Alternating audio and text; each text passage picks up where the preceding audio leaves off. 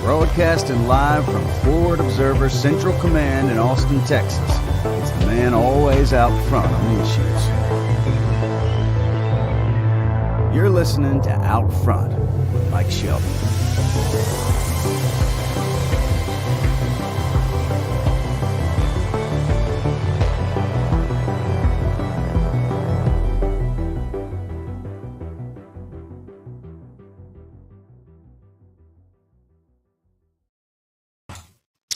All right. Hello and good afternoon, everybody. Welcome to Out Front. I'm your host, Mike Shelby.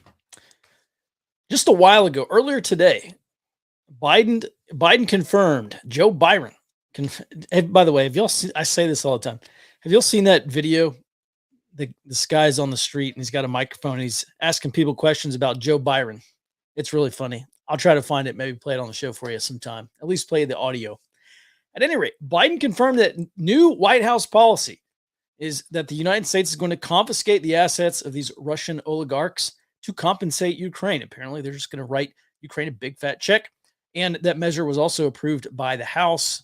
And it looks like at some point in time that will be happening. Now, my question is, how badly is this going to backfire? If and when, probably is a matter of when, not if. When Russia decides to expropriate Americans' assets in Russia. By the way, there's a Russian lawmaker, and he said, quote, if such decisions are being made, he's talking about the United States expropriating the private property of foreign people, of Russians. If such decisions are being made, there's a high probability that the Russian side will respond symmetrically. He continues, for many years, the United States has prevented the acquisition of American property by Russian citizens and Russian investments in the United States. Therefore, historically, American assets on our territory many times exceed the volume of Russian assets on American territory. And when Biden was asked, what is he going to do when the Russians retaliate, or if the Russians retaliate, he said, quote, we are prepared for whatever they do. Not everyone in the Biden administration is particularly happy about this. Treasury Secretary Janet Yellen, who, for all my criticism, is the voice of reason here, when she was asked about it, she said, quote, I would say that it is very significant, and this decision, it is one that we would carefully need to think through the consequences of before undertaking it. I wouldn't want to do it so lightly, and it's something that I think our coalition and partners would need to feel comfortable with and be supportive of. Even the New York Times, I was reading this article in the New York Times, even they called it, quote, an international financial attack. When you lose the New York Times, actually the New York Times, they're not criticizing the Biden administration. They're cheerleading the Biden administration.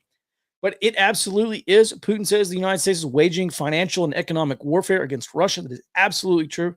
There's another aspect of gray zone warfare, a way to get involved in the fight without physically fighting. That's why low intensity conflict and gray zone warfare are so crucial. And if you're a country and you don't have a gray zone capability, then you will certainly be less effective in achieving your geopolitical goals. And I would also say this, if you're an individual or a group of individuals in this country, in this low intensity conflict, and you also lack a gray zone capability, then you will likewise struggle. You'll be challenged to achieve your objectives on a local level. It's not everything. I just posted about this the other day. I just finished a new 308 build. It's super sweet.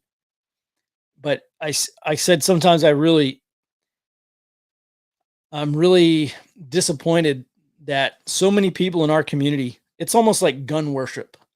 And if we spent half the amount of time that we do, and I say we, it doesn't pertain to me. It may not pertain to you. But if we spent half the time, this community spent half the time working on intelligence gathering, influence building tribe, that we do arguing about ballistics or which rifle manufacturer is the best or whatever these idiots talk about. If we spent half as much time doing that, we would probably be winning in this country. Now, this is a turning point in history right now, what we are witnessing with the bifurcation of the East versus West. I'm going to talk about India here in a second because this is a very, very important part of this this puzzle. This is a very important puzzle piece here. What's happening now really underscores the reality of what is happening because Russian Foreign Minister Sergei Lavrov reported on this earlier this month. He said that the war in Ukraine was meant to stop NATO expansion and end the U.S.-led global domination. End U.S.-led global domination.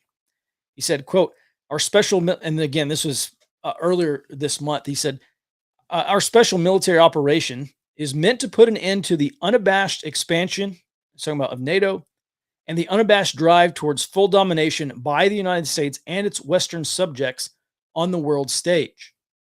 If you are Biden, if you're a member of the ruling elite in his administration, then you cannot allow this to happen. This absolutely right now. Bill Ackman nailed it. Bill Ackman said this is the beginning of World War III. And I see these people talk about for occasionally, they say, well, did we really understand what was about to happen just prior to World War I? Did we really understand what was going to happen in 1939? Do we understand how large that would become? Now, this is not a prediction here, but I sometimes do think we may be standing right on the precipice of World War III. And this is why we're seeing this administration create new rules. I mean, Congress basically now is approving. Yes, the United States can unilaterally confiscate the property of foreign citizens and give it to a third-party country like Ukraine. And they have to create these new rules on the fly because, A, they get to make the rules, and they do make them, and they abuse the rules, just like the Fed abuses its position with its control over the global reserve currency. There's so much stuff the Fed gets away with that they could not get away with if we didn't have the world dependent on the dollar. But it really underscores why and how the Biden administration has to defend American global hegemony, which really runs contrary to what this country was founded on. On that topic, this morning in our early warning report, by the way, we produce every morning I call it the best damn global intelligence briefing you can receive without a top secret clearance. And it should be required reading. If I didn't think what we produced was required reading, I just wouldn't do it. I'd be fishing or going to do something else. But it is important, and we do cover things. As a matter of fact, a couple of people have told me today that they read things in early warning that they'll see on the news days or weeks later. And we do our best. That's the only reason why we still exist, because we can put you ahead of the curve of change. And we stay on this every single day. We have a whole team of people who do this. One of the things we reported today, by the way, you can sign up for early warning at forwardobserver.com/subscribe. It's $10 a month, Monday through Friday. You get our global intelligence brief every single morning. We also cover a lot of things that are happening domestically that are important. But right now we are in a lull and low intensity conflict. So we have shifted fire to more pressing issues like, World War III. U.S. is weighing the addition of Russia to the list of state sponsors of terror. During a congressional hearing yesterday, Secretary of State Antony Blinken said the administration is considering adding Russia to the list of state sponsors of terror. He says, quote, there's no doubt in my mind that the Russians are terrorizing the Ukrainian people. The question is this, and again, this is something that the lawyers are looking at to make sure that we actually meet the statutory requirements of that designation. The Secretary of State just said the lawyers are already looking at how they can fit Russia into the definition of a state sponsor of terror. And it gets a little bit worse, though not surprising. Senator Lindsey Grahamnesty, said that Congress, if if the Secretary of State needs to change the law, needs to change the definition of what it means to be a state sponsor of terror, so that Russia can be added, he said you'll have 100 votes to do it in the Senate. Again, changing the rules, changing the laws as we go along to defend global hegemony here for the United States. So no one should be. Listen, I've said this many times. I think the slow walking of Ukraine by the West, especially the Biden administration, also by some NATO countries, if they had just been firm and say Ukraine is not going to join NATO, we may not, maybe we're still in this position anyway. But at a minimum, it would not have hurt the situation to say Ukraine is going to remain a NATO country. They can join the EU. They can join the EU economic bloc, which, by the way, maintaining trade between Ukraine and Russia, with Ukraine being a member of the EU, would have benefited Russia. But they didn't do that. They shuffled their feet and they said, well, maybe one day. Well, they're not there yet. We'll keep working at it. We'll keep coaching them. We'll keep spending American taxpayer dollars to send observers and mentors over to Ukraine to coach them into NATO accession, to get them there one day. And if you're Putin, you say, well, you've either got to go into Ukraine now when they're not a NATO partner, they're not a member of NATO, or they become a member of NATO and you can no longer do it without presumably triggering an Article 5. At any rate, this is going to be a much larger problem if Russia gets added to the state sponsor as a state sponsor of terror, because we've seen with the administration. And by the way, I'm not saying the administration, everything they're doing is wrong, but we have seen this maximum pressure approach to turn Russia into a pariah state, something that I mentioned in this morning's early warning show. And here's where we get into a gray area, because you have countries like India. I was just reading about this a week or two ago. There were shortages. There probably still are shortages of consumer staples in Russia, food. And the Indian government said they are going to increase exports to Russia to meet that demand. And India loves it because they get to sell more stuff and they make more money off of it. India is also buying Russian oil. By the way, India is also going to increase their purchases of coal for the next 3 years, which is a big deal. We'll talk about it maybe later. But if you're India and you're being pulled by the United States into the Western orbit, at least the Western geopolitical bloc, and you're also doing business with Russia, which may become a state sponsor of terror, at what point do you face sanctions yourself if you continue doing business with Russia? And that is, I don't know what the Biden administration is going to do on that. However, the Biden administration threatened Brian Deese, the head of the Biden's Economic Council, said he basically threatened India just a few weeks ago, and then they walked back that threat sometime later. So I'm very interested to see what happens with India if this happens. But how uncomfortable are you right now if you are any other country in the world where maybe one misstep? Now there's a precedent, and if the United States wants to punish you, they can just freeze your reserve currency assets and expropriate your elite's private property here. I think it's a dangerous precedent. Something, again, I agree with Yellen on. It is something that needs to be carefully considered before it happens. By the way, I put this poll on Twitter. Ben, actually, do you have that picture up? I put this poll on Twitter, and it is heavily biased Twitter poll because it's just my followers. But I asked, do you ever get the feeling that the world is about to pop off into World War III? It's not a new feeling, and I know I'm not the only one. Is this fear justified or unjustified? And about 73% of you said it is a justified fear. 27% said it is an unjustified fear. And frankly, I think 73% of you are pretty smart. This is not a prediction that World War III is going to start. However, it does concern me greatly. By the way, I just pulled this hot off the wire this morning on the topic of World War III, on the topic of global NATO, which is something I talked about on this morning's early morning show. Senior officials from China and Oman, this is out from Reuters. Senior officials from China and Oman pledged on Thursday to further promote their strategic partnership and boost military cooperation. The Chinese defense minister pointed out that that China is Oman's sole strategic partner. And he also said that Chinese military is willing to work with Oman to raise the level of cooperation in joint drills, military technology, logistics support, and personnel training.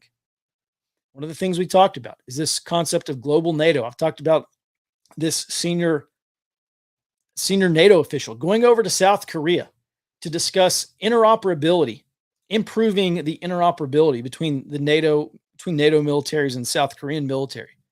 It's what you might call a BFD. It's a big freaking deal.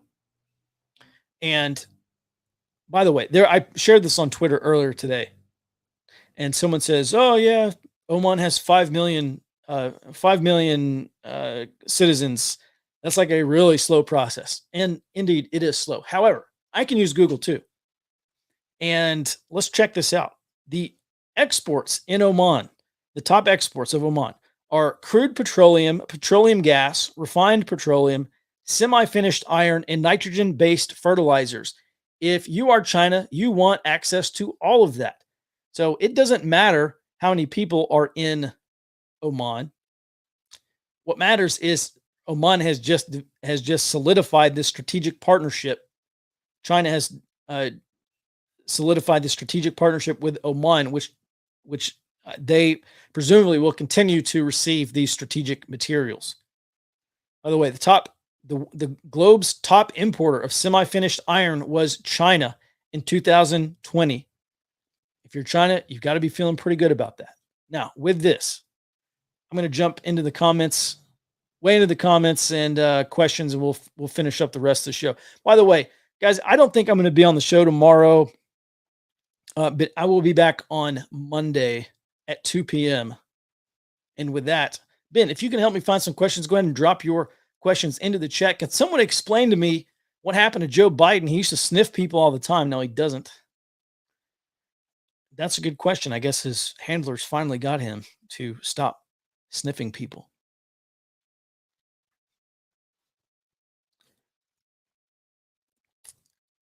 Miro says, this administration is trying like heck to start World War III. Dustin and I had this conversation this morning, and and maybe yesterday afternoon too. It does kind of seem like things are escalatory to the point that World War III is becoming a distinct possibility, especially with the warning, by the way, that I sent out this morning, which I'm not going to share on here, but we talked about it in detail. Something that could be happening over the next several days, maybe next several weeks.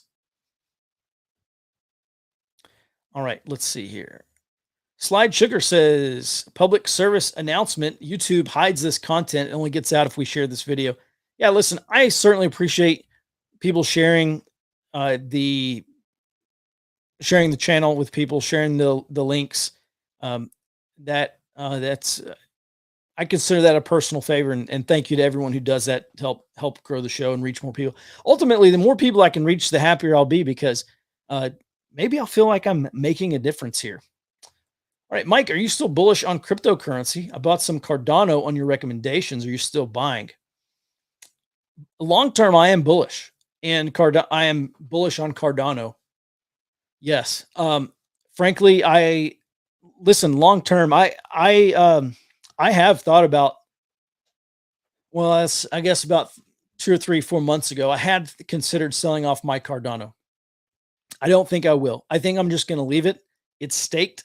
Every 5 days, I get a little bit of Cardano from staking rewards. And I think I'm just going to let that build. And Maybe in another 5, 10, 20 years, I'll retire off of it. Maybe. Coal miner's daughter, good to see you. She says, thanks for the intel and commentary. Like I mentioned earlier, the Ford Observer content and high side is legit. Neutral says the collapse of the empire ain't like the sky is falling or some Mad Max like stuff. I've been through collapse of empire and it's like life is getting worse day by day for years. Yeah, I agree. I've cautioned people away from having the expectation of a Mad Max scenario. It's not impossible. The likelihood is somewhere above zero. I don't think it's that far above zero. However, what I think is more likely, empire collapse is going to look a lot more like the third world of Latin America, which, by the way, is another reason why I started a weekly LATAM View intel brief on what's going on in Latin America, because that will have a very big impact on what happens in the United States, specifically on the topic of migration. But also, Russia and China have been moving into South America, trying to exert more influence. So it's very important. Cindy says, two of the channels I really trust, Bear Independent and Monkey Works, also really trust you. Well, I appreciate hearing that. Gigi says, early warning is the best subscription I have. Certainly appreciate. By the way, there was some comment in here. Misreading says, no offense, but I forwarded a couple of my early warnings to a friend in the business. His critique was, well, he said, don't pay for that, basically. All right. Well, thanks. You say I still like the channel. I appreciate that. Here's the deal. Friend in what business? If you're reading TS SCI reports or special access program reports, like I used to for a living, or create reports like I used to for a living, then yeah, a lot of this stuff is, frankly, most of it pales in comparison to being able to listen into world leaders and seeing what they say on their cell phone communications. However, from an open source perspective, we absolutely are. And I'd put Ford Observer up to anything. The best damn open source global intelligence brief you can find. And by the way, if you want to go try us out for, I'll say 30 days. Email me within 30 days. If you subscribe and you don't like what we do, then email me and I'll gladly give you a refund. No questions asked. Absolutely no risk to you. That's how much I believe in our product. 95, 96 something % of people stay with us month to month. So I think, well, we must be doing something right. So, all right, let's see here. Any other questions? Have you heard about all the money Biden is asking Congress for? Many billions to put into the defense of Ukraine, even offering to pay the pensions of the retirees in Ukraine. Yeah, this is unfortunate. I mean, of all the problems we have here in the United States, it just goes back to the earlier point where Biden's got to be all in on this. And it's something that the Joint Chiefs of Staff, General Milley, said as well yesterday, or maybe the day before. He said at some point this week that the rules-based international order is on the line. This maybe is the Biden put. They have to go all in. Russia has repeatedly said, we're doing this to stop American hegemony. And if you are an American hegemon, then you have to stop what's going on in Ukraine. And this is another reason why I think this is potentially could be why I think potentially this could turn into World War III. And we just haven't realized it yet. Maybe the average person hasn't realized it yet. Again, that's not a prediction, but it does concern me.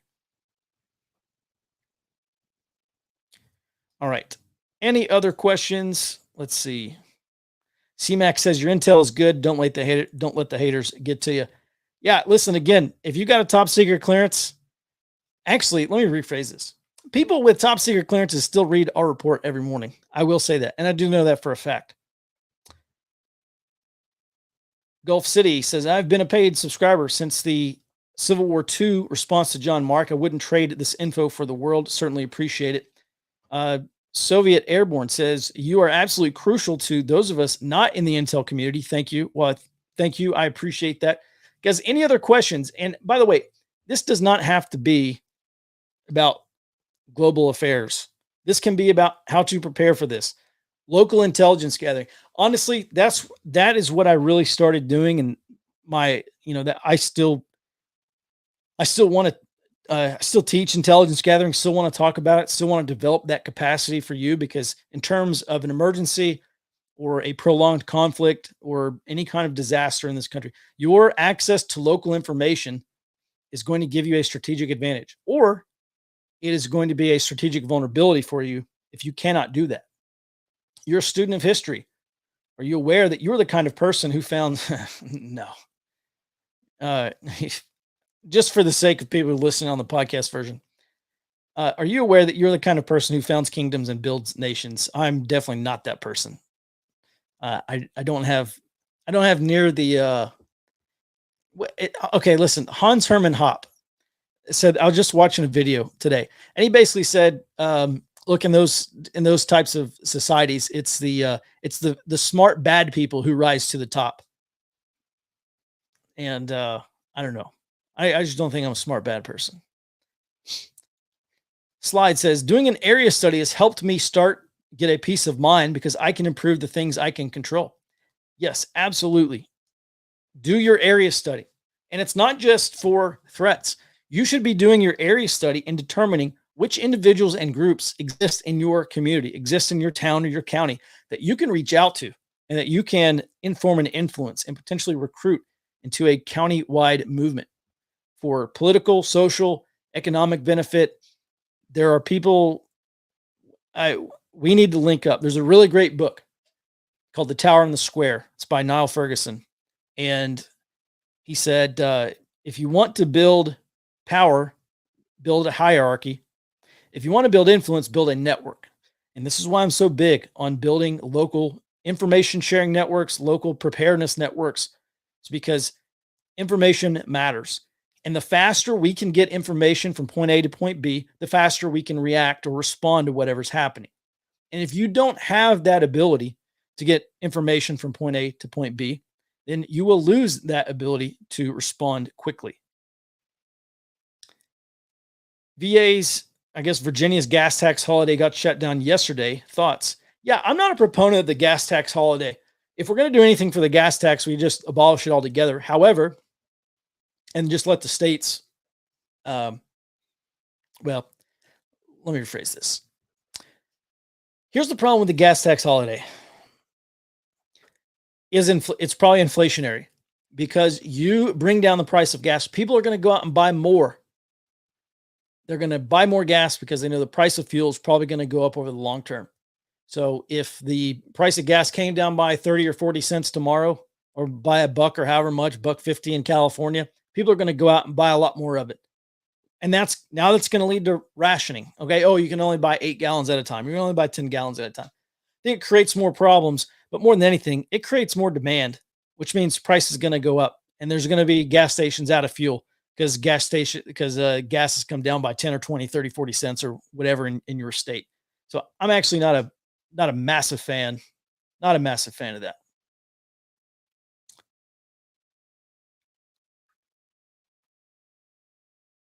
Let's see. All right. Jesus says, to the naysayers, my son is active duty special forces and the intel here is on point for, as Mike said, open source. Well, we certainly appreciate that. And by the way, look, I'm not self-conscious about this. We do the best we can. It's allowed us to be ahead of the curve a great many times, many such cases, as they say. And we may not hit a home run every day, but most days we do incredibly good work. Mike, would you add a transfer tank or get a second gas tank to your truck? Yeah, it is something that I have looked into. There are a number of options that you can add a second tank, or you can add a larger tank to an existing vehicle. Like if you have an SUV, or in my case, a diesel truck, then I have looked into it. But I haven't done anything, just mainly for sake of time. But everything is stuff like this. Everything goes back to the mission. Okay. We don't want to put the cart before the horse here. What's your mission?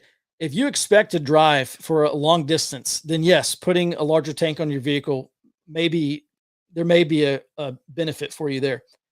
If you if you just want to have extra gas, yeah, maybe put it in your vehicle. The one problem is that once gas siphoning becomes even worse, I'll tell you the story in just a second. Uh, okay, well now all of a sudden, that's just extra fuel that you've got sitting out on the street or in your driveway or whatever that might be stolen. By the way, a friend of mine is a retired Dallas cop, and he was telling me that they some like a couple months ago they busted a big illegal fuel smuggling uh, group, I guess. They're going out and siphoning fuel out of cars and then delivering that fuel to selling it to the gas station. And the gas station, I guess, was just dumping it in their big tank and reselling it. And that's the kind of stuff that's going to increase. And I doubt that's confined to Dallas. By the way, I know a friend told me in Houston that maybe one or two assistant police chiefs had the catalytic converters cut off their vehicles because they're taking these catalytic converters and they got like palladium or some kind of metal in there and a whole bunch of stuff. And they take them, they sell them for $22. And so this guy, he's an assistant chief of police in Houston. This guy goes into Walmart, comes out, starts his truck up, and he hears this clanging on the ground. And I guess it's his tailpipe or something that came off his truck. So it's just absolutely massive problem in the cities. It's another reason why I kind of dislike the cities. Would you start a new business in this environment and focus on physical skills and assets? I'm in web design and development, so it seems like any day the entire market could collapse. I think you should look at things that are going to make you the most resilient. And if you're concerned about the market falling out for web designers, then yeah, I think it's worthwhile to look for maybe a second trade or look for another job as a fallback, something local, something physical. Listen, something he said this maybe, I don't know, 3-4 months ago. Ray Dalio said that in the future, starting with this inflationary environment, in the future, real wealth is measured by your productivity. Real wealth is going to be measured by your ability to produce things. The great thing about capitalism is that we have private ownership for a little while longer, at least. We have private ownership over the means of production. That means if you can produce something of value, then you have something of value to sell, which means that if inflation continues to go up and you still have the ability to produce things, you can sell those things for more money. You can sell your products at the rate of inflation. Whereas if you just make a $50,000 a year salary and inflation's 10%, unless you get a raise, you're going down. You're going downhill in terms of purchasing power. If they raise taxes, okay, well, there you go. That's another blip off your salary. So I would encourage everyone to figure out how to produce something of value that you can sell to other people that's in demand. I really do think that is the way to be economic. That's one way to improve your economic resiliency. What, in your opinion, is the single most important thing for personal preparedness? Yeah, you nailed it right there. Fitness, right off the bat, because you can have $1 million bug out cabin in 7 years worth of food and 15 AR-15s and 50,000 rifle rounds. And if you have a heart attack 5 minutes into this thing, it doesn't matter. That just becomes the property of someone else. So yeah, I think you nailed it. Fitness.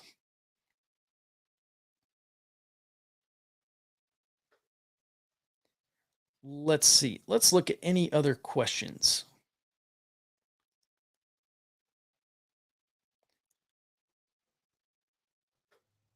And Ben, if you can help me scan for questions. If not,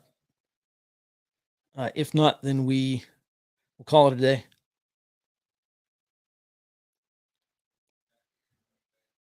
All right. Well, gang, with that, I certainly appreciate the support. And as always, I'll be here most days of the week to give you my take on things and to answer some questions. There might be one more question here from Gulf City, and I'll hit that here. What's your take on the Elon stuff? I think Elon Musk is an anti-elite, and you know what, guys? You know what?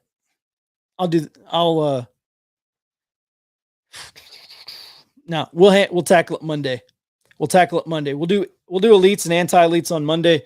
We'll lead off on that, and I'll give you my take on Elon Musk and what's actually happening. And it's not just Elon Musk; it's Peter Thiel, it's JD Vance, it's a whole host of people. Blake Masters out from Arizona. Would you be opposed to having a former Navy guy specialize in anticipation missile defense? Would I be opposed to that? I mean, are you like in a preparedness sense? First of all, I wouldn't be opposed to anyone with some kind of skill joining my team. In terms of the viability of anticipating like missile attacks, I mean, me personally, probably doesn't fit my situation, but maybe there's something that you can translate that. I mean, I don't know. That's a good question. I just don't know that much about missile defense. All right, with that, gang, everyone, thanks for the support. I'll be back on Monday, 2 p.m. Central. We're going to talk about Elon Musk and what Jack Goldstone has to say about the elites and anti-elites and how that's actually what drives civil war and state collapse. And with that, and we'll be back Monday, 2 p.m. Central. Until then, be well and stay out front.